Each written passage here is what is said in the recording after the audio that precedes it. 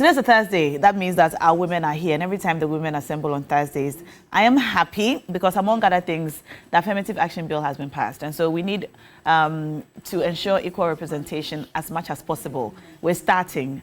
We've been doing this for a while, but we hope to be able to do better and do more with the passage of this bill. We're joined in the studios this morning by the CSBP former General Secretary, Nanaya Achimpim Jantwa. Good morning, ma'am. Great to have you. Good to be here. And you're looking splendid. Thank you, as are you. We're matching our lipstick today. Yes, yes, a little bit. Also joining us in the studio this morning, Rodelyn Imoro Ayana, member of the Alliance for Revolutionary Change. Good morning, ma'am. Good morning. Welcome to the show. Thank you. Great to have you. To be here. And also our lady, Louisa Kwachi, NDC National Communications Team member, is also here, looking very splendid this morning. Good morning. Good morning. How are you? I'm fine. Absolutely love the outfit. Ah, Yes.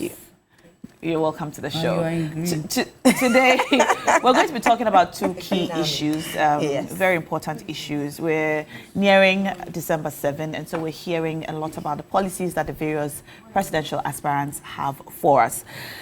Today, we're going to be looking at two of them. The NDC's free level 100 tertiary education. We're asking, is this a bold vision or is it unrealistic?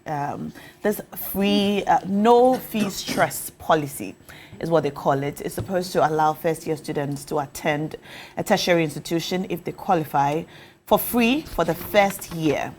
It's supposed to alleviate the financial burden on parents and even sometimes on the students themselves. And we'll also look at Alan Chemantin's great transformational plan, specifically his plan for education. So he outlines a long plan for education, very comprehensive. I beg your pardon. Very comprehensive, but specifically, he wants to ensure that SHS students get or undertake a compulsory internship program, certified internship program, which will help develop their skills training, give them, a fair understanding of the job market before they even enter the tertiary institution. What are your thoughts on this? We started this conversation this morning when we started the show today. With the hashtag TV3 New Day, let me know your thoughts on these policies and keep your messages short so that I can read as many as possible. Before we get into the discussion this morning, let's take a look at ex-President Mahama's speaking to us on the no fee stress policy.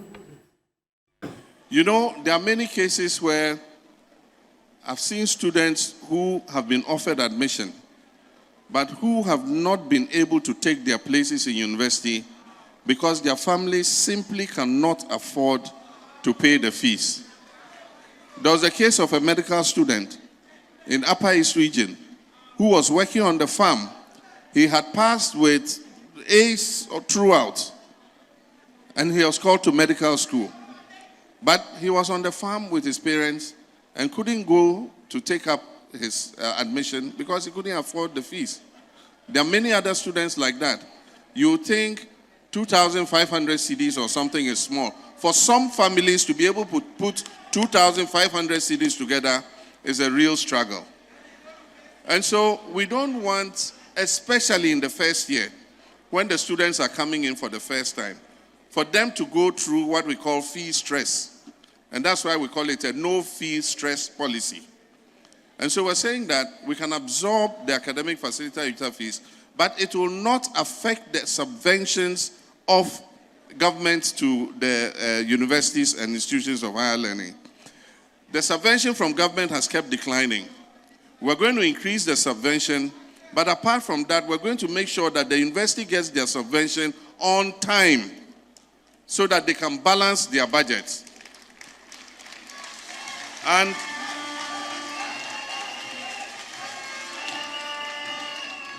we've costed it. All right, so that's ex-President Mahama speaking on the no fee stress policy. So first year students will get their first year education absolutely free in the tertiary institutions. Louisa, now we've had a lot of commentary on this since he made this announcement. While some believe that this is amazing, it's expensive when you start uni, others feel that it's a little unrealistic. How exactly do you hope, does the NDC hope to achieve this policy direction? Okay. Before I answer your question, I would want to say a good morning to every Ghanaian youth watching us this morning.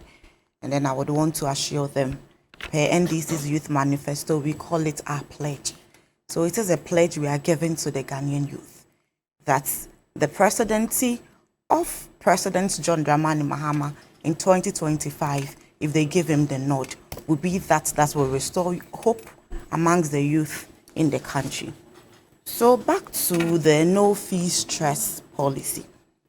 I would want to take us on a little journey, if you would permit. The free senior high school policy, as we may have it, one of its key objectives was to alleviate poverty. Yeah.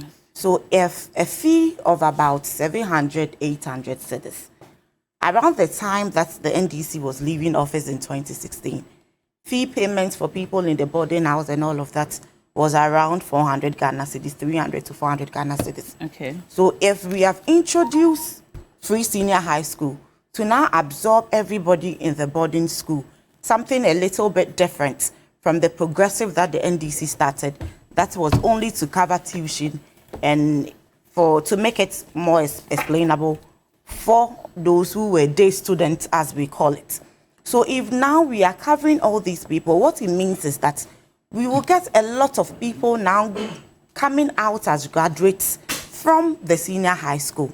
So if we have these number of people coming out from senior high school, and then the objective of free senior high school is that we are going to alleviate poverty. So if we are alleviating poverty, what it means is that even that amount that we pay in secondary school, parents cannot afford. So if the ordinary and the average Ghanaian cannot afford 800 to 900 Ghana cedis, and then you come to the tertiary institutions, the average admission fee is pegged around 2,200 to 2,400. So if I cannot afford 800 Ghana cedis, how then do I afford 2,400 Ghana cedis? Over the period, we have seen a lot of news around people who graduated from senior high school with 8 A's, 7 A's, and the story of one gentleman who is from Adesso, who currently completed a university in UK with a first-class honors and numerous awards to his credit. Such a person came to social media. It took a journalist to go to his hometown and interview him on his way to the farm. So what it is that we have excellent graduates out of the free senior high school. And if we would want to make the youth employable, if we want to equip the youth with the skills that we need to run this economy moving forward, then we cannot take tertiary education out of it. So if they are to enter level 100 on that no fee stress policy, what it means is that if somebody cannot afford admission fees, it wouldn't take a journalist to go capture their stories before people donate for them to go to school. What of the numerous people who cannot have access to the internet or even an Android phone, an iOS phone, where they can even post their stories on social media, where people can go to their villages and post their stories? What happens to such individuals? That is why the no fee stress policy is available. I quite remember that if you look at most of our stories, I attended Ghana Institute of Journalism, and then in my class, there were people around 40, 45 years. And then you ask them, why are they coming to school late? Because the majority of these matured entrances, their posture in class is that already they are tired. They come to class, and then the concentration is also a bit of a challenge. It takes somebody who is very determined, somebody with a heart of determination to go through that system. So if at that age, matured entrance, 40 years, how can the government benefit from that skill that is acquired late? So if you acquire that skill around 45 years, you leave school and you have to be employed into the public sector to help the government. It means that you are helping the government for a very short time before you go on pension. And we know, according to our pension schemes too, it will take a certain year for you to actually roll on into the policy. So now they are doing around 40 years. That is the cap. and even for the youth tax. And the reason they're coming to school late is because they could not afford A majority. their first year. People have peculiar situations, a majority. So the first year is that it gives you an admission to the school. If you apply for the university and then you are given an admission, you are not a student until you are enrolled on the program. And what does it take for you to become a student? It takes you to pay admission fees. So the no fee stress is absorbing that academic user fees for all public tertiary institutions. So first semester and second semester. That is the year. The first year. Exactly. Okay. Now, while this sounds very laudable, I think the question on most people's minds is whether there is any plan to continue to support students beyond first year, because maybe people's economic conditions could change after first year, but realistically, you know, we surely cannot say. So if you come for first year, your fees are paid for, hallelujah. What is the plan to support, if any, students beyond the first year? So after the first year, we have the Student Trust Loan Plus. So for those who have peculiar situations that cannot continue to pay their fees, after that no fee stress policy, which is free admission fees for public tertiary institutions, then you sign on to the Student Loan, the Student Trust Loan Plus, STL Plus. So what it is that my fees was absorbed from level 100, and I am now in level 200. If my parents can afford, hallelujah, I pay and move on.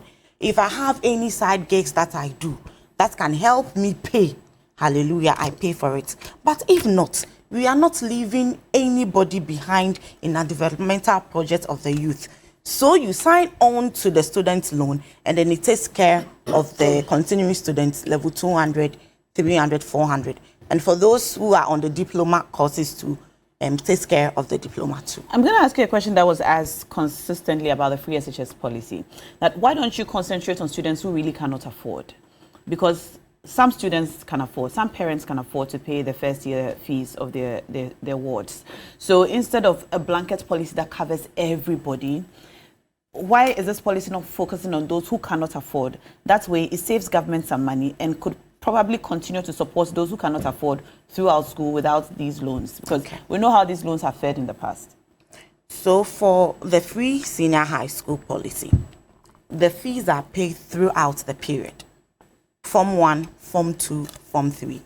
So all the 3 years are catered for. But with this policy, no fee stress policy, we are taking care of the first year. So how then do we sieve the people who can afford it from those who genuinely can afford?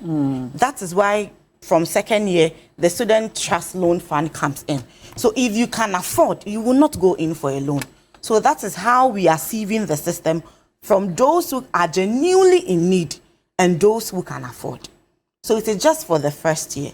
So the first year, we put everybody on there and then receive the system by the introduction of the loan plus. So if you can afford it, then you go in for the loan. If you can afford it, you pay.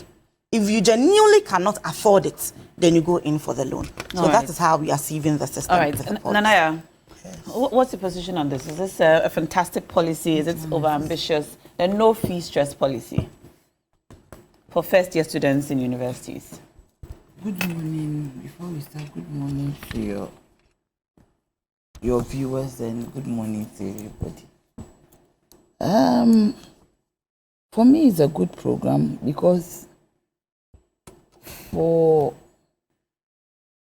good morning to my sisters, my auntie and my sister. You know, it is very,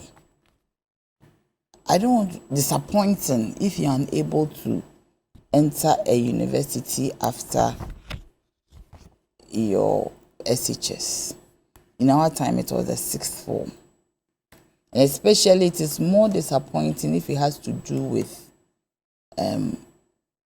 the inability of your parents or whoever is your guardian to pay. So, paying an academic user fee for a group of people, academic fees for a group of people is great. And anybody who wants to do that, it means that we want the nation to move forward. An educated nation is an informed nation. We, the CPP, started, we have the foundation and the brand for giving free education to Ghanaians. So, but this policy,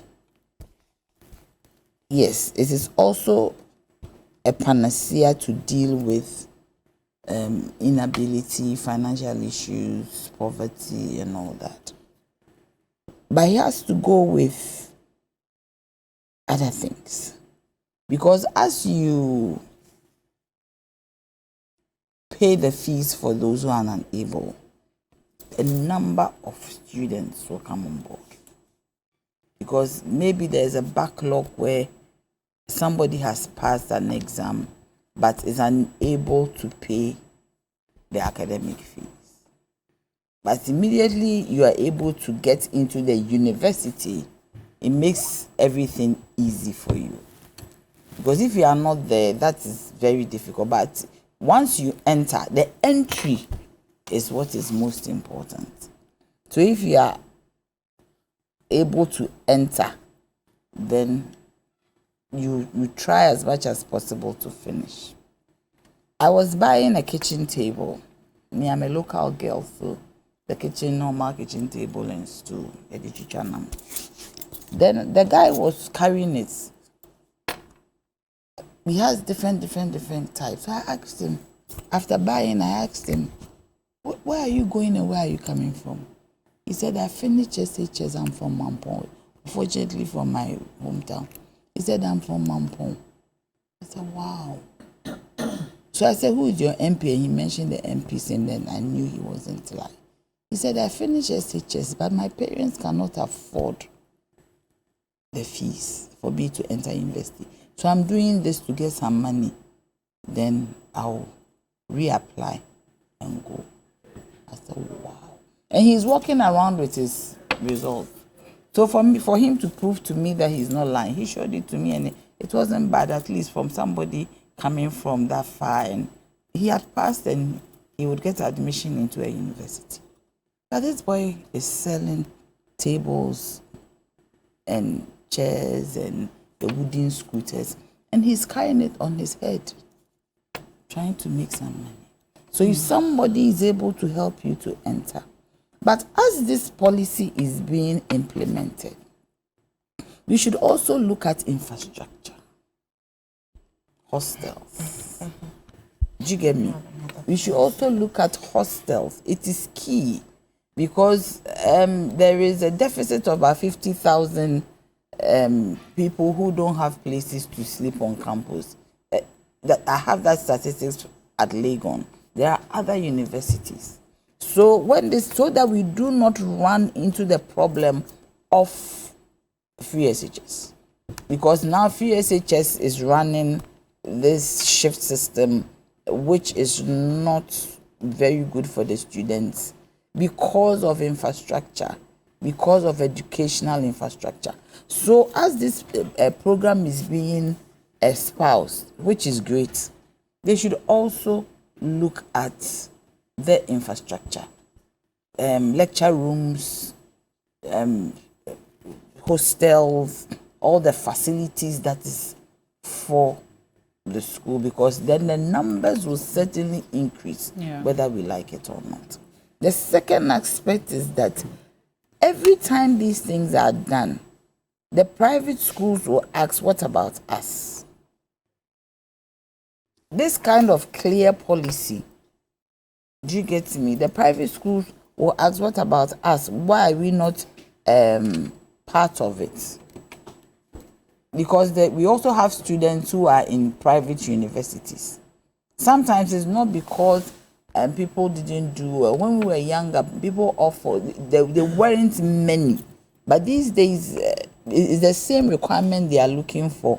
And people go to the private universities, which is even more expensive, and they cannot get the public university. So is the you think plan. the private universities should also be given Because some they are support? asking.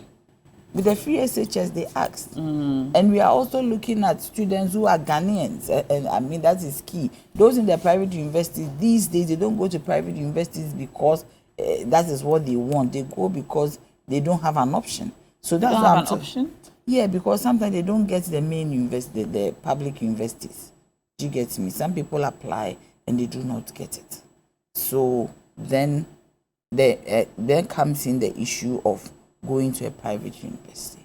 But infrastructure, then they should also look at, because this policy, I don't think any government will come and cancel it. They should also looking at locational universities. Vocational. Locational universities where if I'm in Ashanti region, there should be enough universities for me to go. If I'm in Brunhafu region, there should be enough universities. This forces a lot of data. How many people churn out every year into the universities? And somebody would ask the question, how is it going to be funded? Especially with our financial situation, that we are even in IMF. If His Excellency John Dramani Mahama comes to power, is he going to abrogate the IMF program? If not, he says it's going to cut down the expenditure at the presidency. Yes, but I'm saying that we all say that, but how much will that come to us? Expenditure at the presidency is how much? 260 million. We always say it. So how much is that every year? Do you get me? So, and how much is the he said I had 275. According to him, yes. I had 275 million. Okay. On this one. Okay. Yes, 275 million. So if he's going to cut on the, how much is he going to cut at the president? So prudence. And also we have to also look at corruption, the kickbacks and all that. So we have to do, some work has to be done, because it should not be like the free SHS, that it was just a political mantra, and at the end of the day, our young ones are suffering. This program should be a holistic program where everything should be looked at holistically, so that at the end of the day, we will not run into problems. Overall, I believe anything that is good for Ghanaians, and especially for the education of the young ones, we should look at it. So if free SHS is reviewed by whoever comes to power, and the free, because you see, I've read most of the programs and policies in there, everybody says they are going to review free SHS. When I was coming, I was reading the Great Transformational Plan. They said they are reviewing free SHS. His Excellency John Dramani Mahama says he's reviewing free SHS. Certainly, we haven't picked our flag bearer. I know when the flag bearer comes. You also review free SHS. Yes, you look at it. Okay. Why not? Why people don't believe it? Let's go to Rhodalyn. Let's go to Rhodalyn. Like Nanaya has said, the Alain Tramantin supports the free SHS and has a very extensive plan for education in the Great Transformational Plan. And since the free SHS is sort of along, or the no free stress, it's sort of along the same lines. You finish secondary school, you enter university, first year free. Do you support this policy? Good morning, Ghana. Good morning to everyone watching us from wherever. And a special good morning to Mr. Alain Tramantin, the incoming first president that will be coming in independently. I don't know. You know, it sounds good, but my question is it a priority at this moment? That's my biggest question. We are looking at a situation where we have a lot of unemployed graduates. They don't have jobs. We have youth on our streets, no jobs. So if there is any policy that is going to come out and be effective at this moment, it should be how we are going to be able to get the unemployed youth of this country into work. So for Alain Tramantin, he believes that looking at the mass numbers of people, young people, who have left university and are roaming our streets, the huge numbers of senior high school graduates who are also on the streets, there is the need for us to find some form of employment, create jobs for them, or at least help them to get jobs. Alan Chematin believes that at this moment where we are cash-strapped as a country, we need to be innovative, creative in how we go around creating these jobs and satisfying the numerous youth that are out there crying for jobs. Yes, it is good to pay for them to go into the university, but after the university, what next? For some of them, they might even have brothers and sisters who left the university 5, 10 years ago and still don't have a meaningful job. So we are saying we will want to appeal to banks to use 10% of their after-tax profits to fund small-scale businesses for university graduates who will then be given non-collateral loans to start up businesses, together with entrepreneurship training, mentorship, and all that, so that they can grow their own businesses. We are also thinking of having companies, giving tax reliefs to companies so that they can employ fresh graduates, the numerous ones that are walking our streets. Most of them would apply, they will tell you they've sent applications, and all of it will come back. We need ones with experience. So the best way, we think, is to give tax reliefs to companies to employ these fresh graduates who will then have training and experience. And we will even ask further that either they are retained or when they come out, they're given some form of support to be able to stand on their own. We need to be able to get the Ghanaian youth to start thinking, even in university, that they can create their own jobs. Yes, but first we need to get them into the universities. I know that job creation, youth unemployment is one of the major issues plaguing us as a nation. But another issue plaguing us as a nation is the financial stress and pressure on parents and sometimes even students to be able to enter the university. So if not now, then when? Look, I don't think that paying for students right now to enter the university is one of our priorities. Senior high school takes a chunk of our GDP. Now, if you're going to add another without telling us where you're going to be able to source that money from. They say they'll cut down presidential expenditure. How much is the presidential expenditure going to be able to pay off all these people? And at the same time, this is not the only promise that has been given. So many other promises have been given. So are you telling me that just cutting down on the presidential expenses or expenditure will be able to curtail all these ones? If the numbers they put out is correct, then 260 million at the presidency spent annually, and the amount needed to be able to pay for all first-year students is about 270,000 or 275. Yeah. That's a small fraction. Well, that's what we might say. How about the senior high school? Because one of the things that is actually making the senior high school not to look attractive is because of funding. Funding to feed them, funding to give them the right tools, funding for these students to be able to get proper tuition. It's because of funding. So if you're going to look at it that way, you might say that giving level 100 students the opportunity. So what next? The person goes into second year. What happens? You have not even thought about, you have not even thought about transportation from wherever the person is coming from. For us, it would be better to have satellite campuses all over the country, in districts and the likes. Online programs. Okay. Online programs. It's about time we stopped making people travel all the way, because we have some major universities. University of Ghana, Legon, Accra. Then you have University of Science and Technology, Kwame Nkrumah University of Science and Technology in Kumasi. Then you have Cape Coast. You understand? Winneba, all those things. People from Bunkurugu Yoyo have to travel all the way to these universities to get education. Do you know how much it costs just for transportation? So transportation alone, for those people to come from their various areas, it's more than the level 100 give out that you're going to give. So if the person cannot even travel from wherever he or she is, how is that person going to be able to say that I'm going into the university, I cannot even pay for my accommodation and all that? There is a lot more that is pressing than paying for level 100 startups for them to go. That's my view.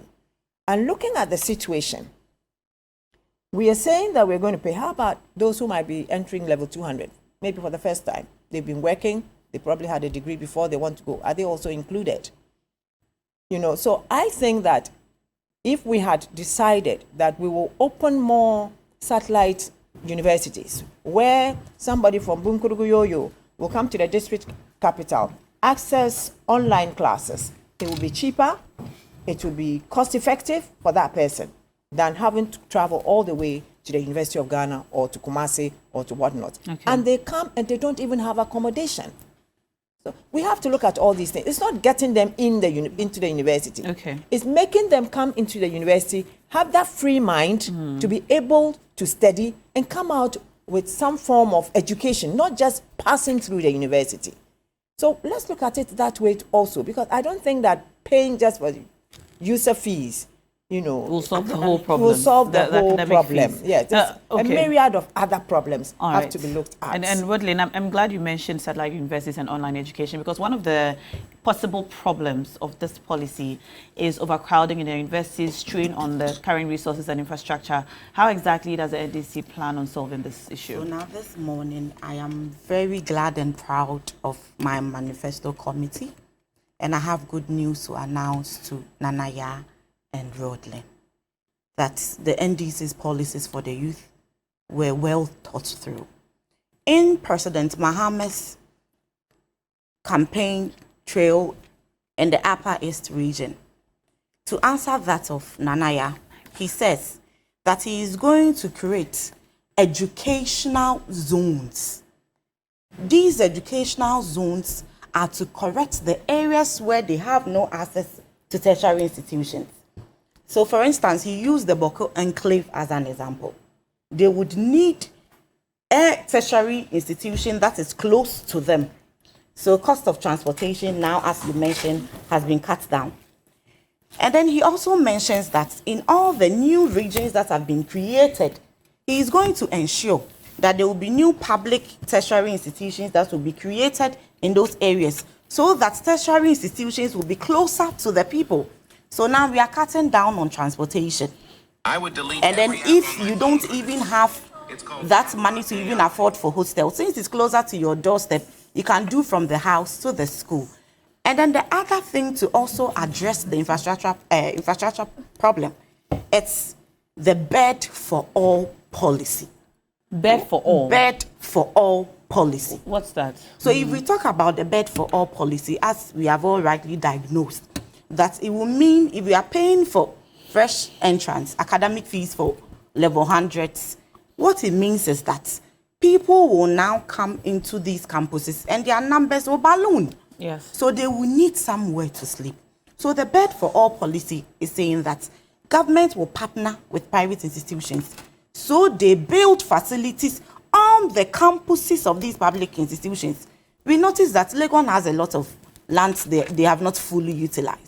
KNUST has lands they have not fully utilized. UCC has lands they have not fully utilized. We're going to build more hostels. Exactly. We are going to build more hostels because government purse is already in a certain shrink, as we've all rightly diagnosed.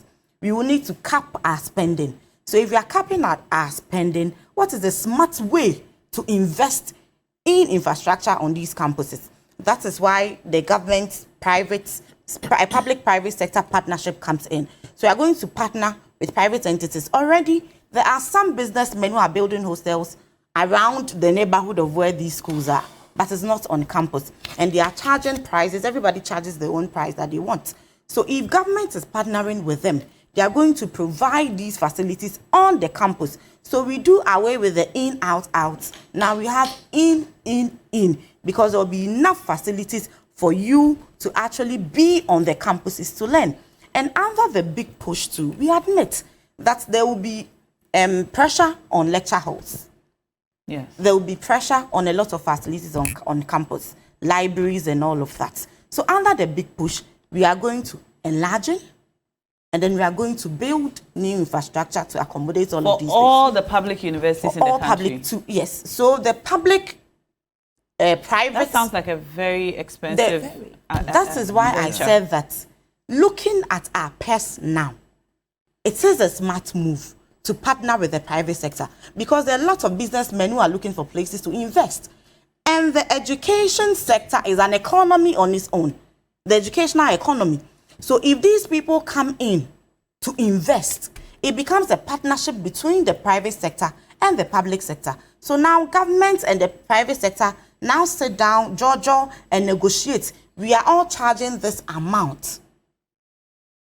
This amount of money is what we are going to charge for the hostel I fees. assume you've already done consultations with these private sector investors. We have done all of that. And it's a feasible because venture. Before we even came out with the youth manifesto, you realize that we did a lot of stakeholder engagement. And we themed it building the Ghana that we want to. So President Mahama met with a lot of stakeholders, university lecturers, various stakeholders in education, our community leaders, students. So all of these things, we notice that we will have infrastructure issues. So we will make provision for that. Hostel accommodation issues, we make provision for that. How then do we take away the stress for the accommodation too? We are creating educational zones. So all the new regions that were created who do not have any tertiary institutions, government would create tertiary institutions. So if we are creating tertiary institutions in all the new zones, why aren't we encouraging more day tertiary? So that day students will go to a university in their zone and go back home instead of building more hostels. If you listen to what I said earlier, I said it is also to cut down transportation. So if now the educational zones is closer to me, so for instance, we are here at TV3, and then I live around the runabout, is it Dankaran, the runabout that goes to Osu, yes. And then at that end, there is a university, and I live here. What it means is that I can go to school and come back home. Yes. I don't have to stay on campus to access it. That is also another objective of the educational zones. The reason we want to bring tertiary institutions closer to the people. If you look at the policy that brought forth the e-blocks, this has always been the dream of the NDC, to bring education closer to the doorstep of people. Okay. So when we said progressive free SHS, what we were saying is that these e-blocks were community-centered. That is why it was community day schools. So if I live at Dome, and there is a community day school at Dome, I don't have to be a border to access education. Okay. I can just pick Churchill, 2 CD, 1 CD, 50 pesos, go to school and come. So what Rodlin says to with the cost of transportation is taken care of. Okay, so that is what these educational zones are going to. Go ahead, and then after Rodlin has spoken, we will move on to the SHS internship. So the point is that if we talk about hostels with the private sector, I worked in private sector. I was with the free zones and GIPC for a very long time, working like. The private sector does not do things for free. So if you are going to partner with the private sector, then it means that if you are going to provide the land as equity, the private sector person is going to bring his money to build. You get me? Like, okay, like we have a lot of land as Legon, UCC, all these places, Kinost. The private sector person is going to bring his money to build. You bring the land as equity. So at the end of the day, who fixes the rates for the hostels? Yeah, I thought that rather the government would find some money through savings to build halls where even if you have to pay something for a user fee for the halls, it will be within a certain range. Because if you pay free fees for me to come into the university, and at the end of the day, I have to also come and pay for a hostel, which sometimes is very, very expensive. Now, I said earlier that because it's going to be a public-private sector joint investment, the government is going to dictate the prices they are going to charge. So it will span across. If I am paying a hostel amount of, let's say, because it's on campus, So it is not different from a hall. If you walk to Lagos now, Pent is on campus. And then Pent is very expensive. build, no, I'm just saying, we build another hostel on campus, which is public-private sector investment. So now government is dictating, because mind you, with every joint venture, it is not the sole entity, which is the private sector, that determines the rate that is being charged. It's both the government and then the private But sector. Lisa, the point is that whatever it is, once it's public-private sector, the student will pay something. The student will pay something, but it wouldn't be different from the prices of the hall. No, but the point is The traditional halls It on wouldn't campus. be different. That's a little difficult yes. to accept, It's because private there's a sector private investment. yes. There's a private investment. That means that the probability that you can continue to charge the fees of Water Hall or even Valco is different.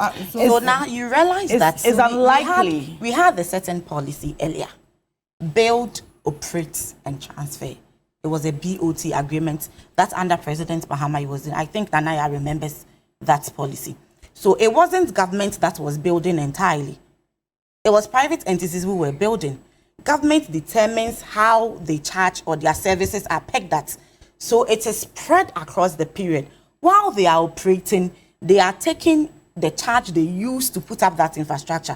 And when they are done, it is transferred to the government. So when they are done operating, Is that the plan it for becomes this? the government. No, that is not the plan for that. But I'm saying that trust the NDC to give you whatever we said we are given, because under the build, operate, and transfer policy, we executed something that is similar to this. Dr. Hila Liman Hall, I use as an example. It's an arrangement like that. At the end of the day, the loan could not be paid. So they needed to increase Dr. Hila Liman Hall, say, and another one, the diaspora. Kwapong, yes. They needed, now the fees, the hostel fees are high. Yeah. Before it was okay. It was a BOT, but now they noticed that during the numbers and the exchange rate and all, It was not feasible. students. But so I think that government should rather, whoever is coming, and when President Mahama comes and this issue is implemented, within their framework, they should look at finding ways to build halls. You see, it's not everything that is brick and mortar. We have so many technologies that you can use that you won't spend too much money. Okay. So that they can do some low cost but safe and reliable and robust halls. When you go abroad, most of the buildings are not brick and mortar. Yes. We like cement and They use a lot of wooden drywall. The drywall. Yes. Yes, I like that drywall. So they can use that technology to build halls. Because if you do not do halls, but you do hostels, then your policy becomes inconsequential. Because then the person who is coming there, having free entry, would now have to find money for a hostel. Okay. So I think that they should look at other technologies and build halls.